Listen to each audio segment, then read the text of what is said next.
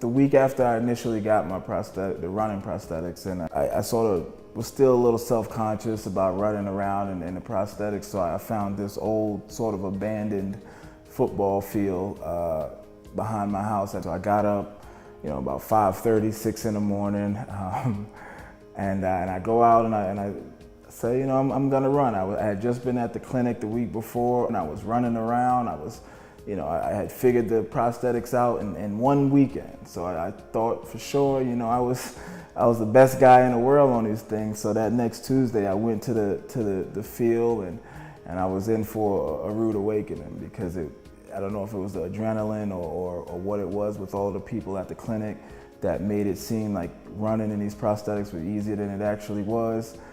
But when I was alone by myself at 6 o'clock in the morning, it seemed virtually impossible.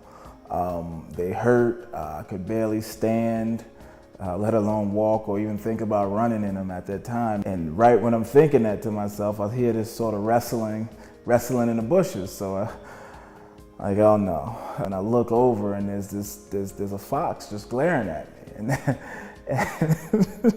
And I'm thinking to myself, here I am in this sort of deserted, isolated field, and this fox is gonna charge me and rip my face off. But I thought to myself, my only option if he runs at me and attacks me is to fight. So I sort of assumed the position and waited for him to make a move. And luckily for me, or for him, he turned and ran in the other direction. But what that encounter with the fox did for me was just sort of serve as a metaphor for my future workouts. Because that next day when I was there, I was just as tired, it hurt just as bad. But I thought had the fox really ran at me and charged me, my only option was to stay there and to fight. To stand there and to fight and to do it.